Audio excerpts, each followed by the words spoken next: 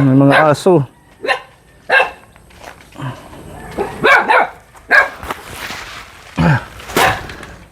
Maupay ang kulop. Tatay Manny.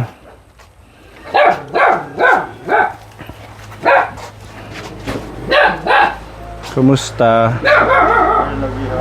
Wala si Chatlin? Eskwelahan. Ha? Ay, eskwelahan. Nasa school pa? Opo. So, first day of school ngayon, ano? Opo. Pogi pa din.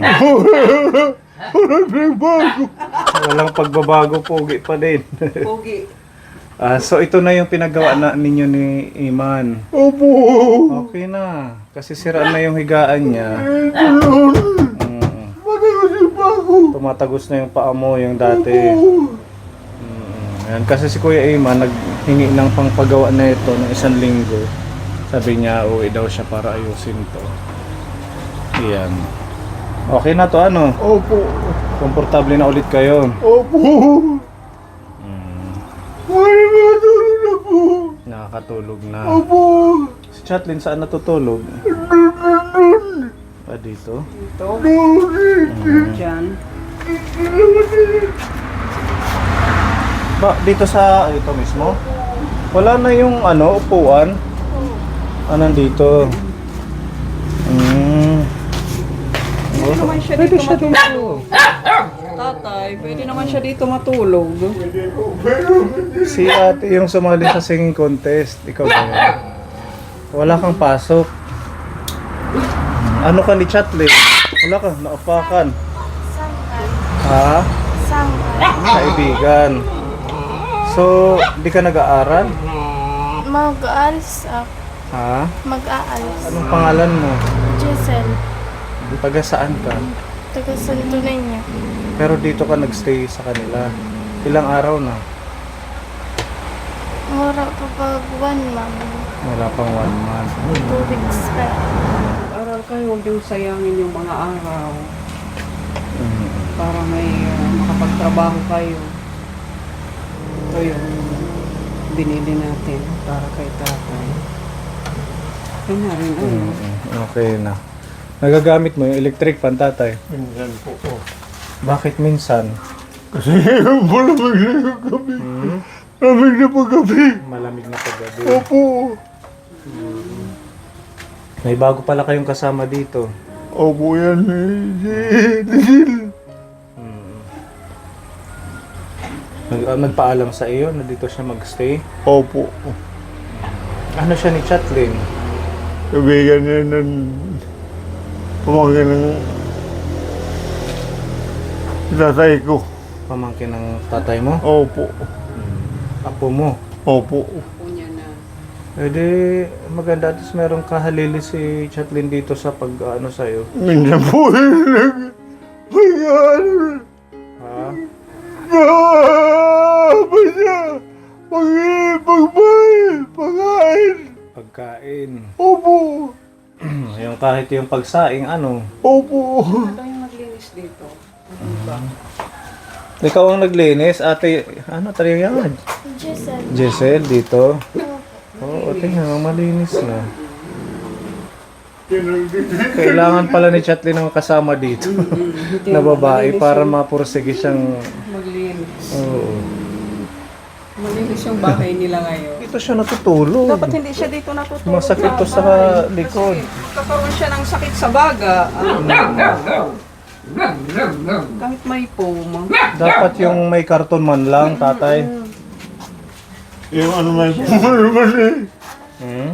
Yung dating pumundan eh. Nilalagay niya Yung yung po, foam. ginagamit nila. Teka, tatay. Yan.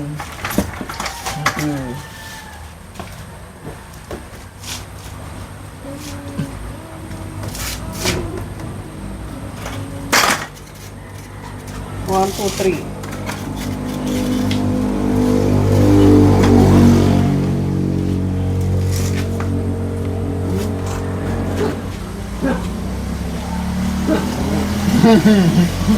Bakit? Natatawa po. Ha? Natatawa. Natatawa ka lang? Opo. Naiiyak eh. Ayaw mo yung phone. Hahaba na ng buhok mo. Kailangan mapunta dito si Pepa para magupitan siya. Para magbukitan ka, tatay. Pwede po. Pagbalik Magbukitan ka namin namin. kay Tita George.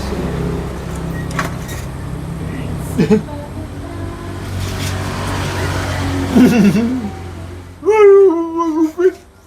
Ha? Hindi marunong magupit. Oo, magpapagupit ka kay Pepa. Papunta namin dito. Sige, kaya mo yan.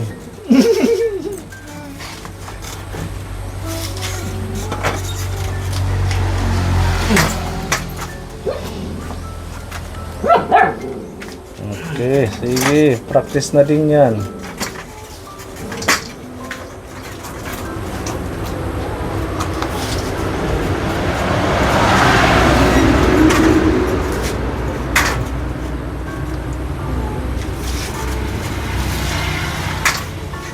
Sige.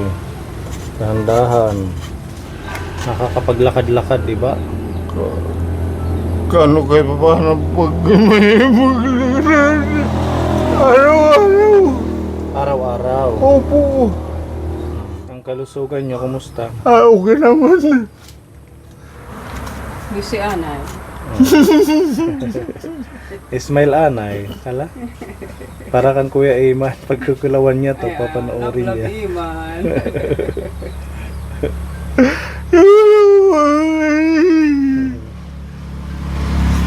Huwag lang umiyak. Pang... Ipin ko. Ah? Ipin. Opo. Bakit anong nangyari sa ngipin mo? Wala na. Ah, wala na yung taas. Opo, wala na. Huwag masyadong mamroblema. Smile, gano'n. Tapos magdadasal. Magpe-pray.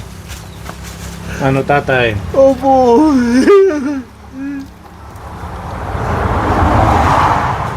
Sabi ni Ate Chatlin, meron na daw kayong nakukuhang ano ba yun? Yung sa 4-piece? Wala na akong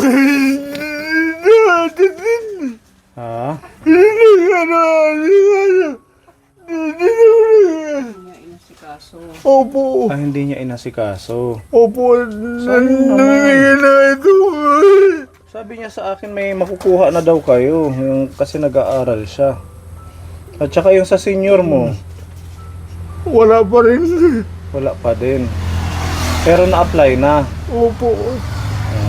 Pagbago talaga Ate Ruby, matagal ano. Tagal bago mabigyan sila ng, ng ano, tawag niyan, ayuda. Parang si Matagal. Tatay Rene, yung asawa ni Apoy Tali.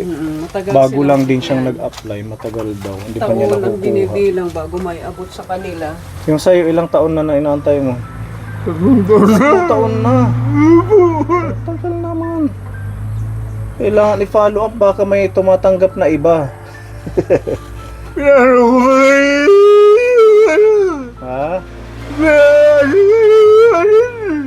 Ano daw, Ate Ruby? Hmm? Ha? Ay, yung presidente. Kinausap mo. Opo. Anong sabi ng presidente? Hmm?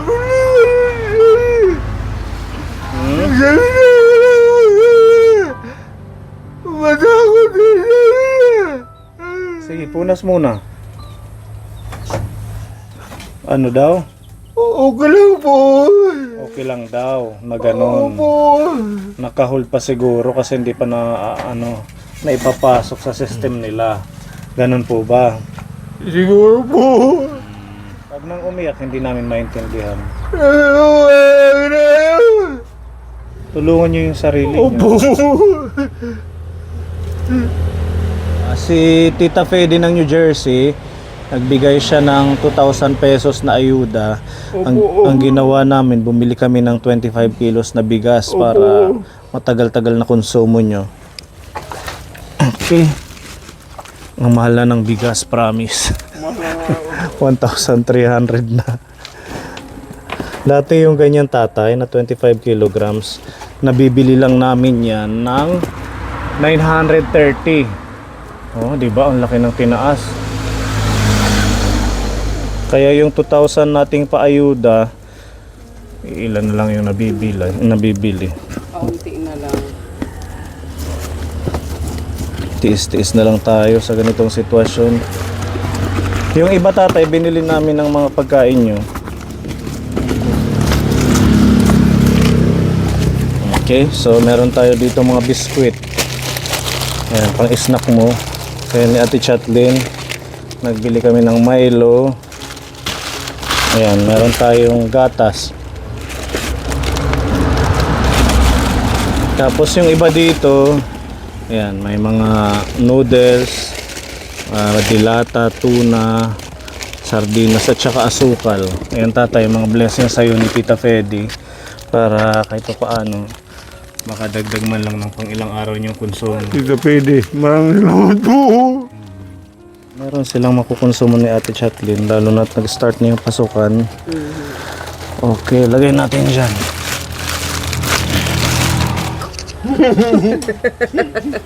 Ayan, pugi muna. Pugi, para tumawa si Emmanuel. Pugi, pugi anay tatay.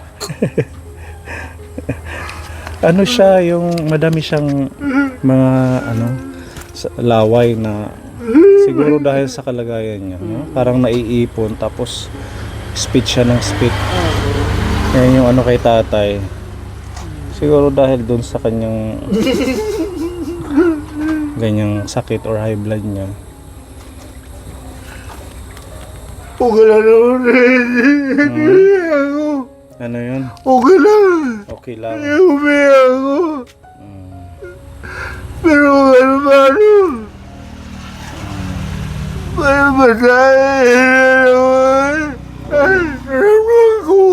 Ha? I-explain ko yung naramdaman ko. Ano daw? I-explain ko. Ipin mo? I-explain ko yung naramdaman ko. Wala, hindi ko Ha? maintindihan. I-explain ko yung Explain mo yung... naramdaman ko. I-explain mo yung nararamdaman mo. Opo. O sige, ano yung nararamdaman ni Tatay Man? Huwag umiyak. Punas ka muna, punas. Oo, para maintindihan namin yung nararamdaman mo. Sige, magsalita na hindi umiiyak. Yung sa salita lang. Naramdaman ko rin. Dahil ano?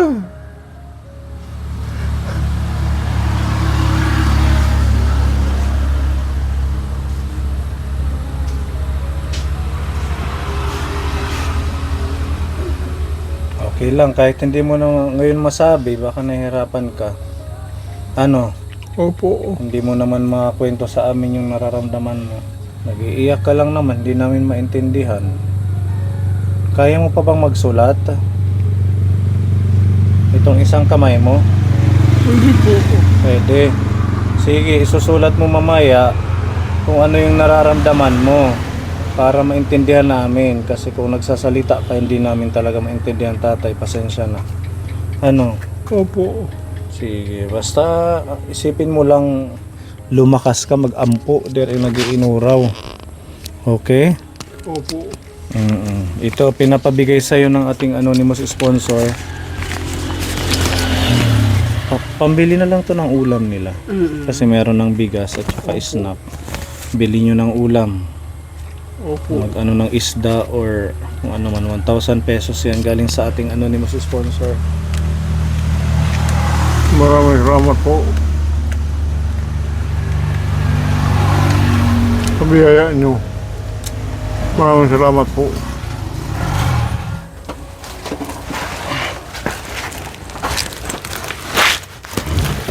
Kakamit yung bugas? Ha? Opo.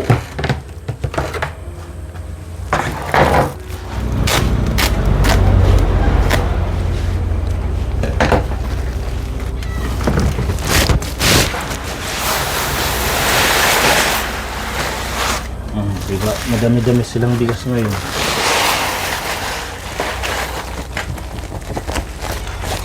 Okay, meron pang nasa plastic. Isama ko na to. Para halo-halo na lang dyan.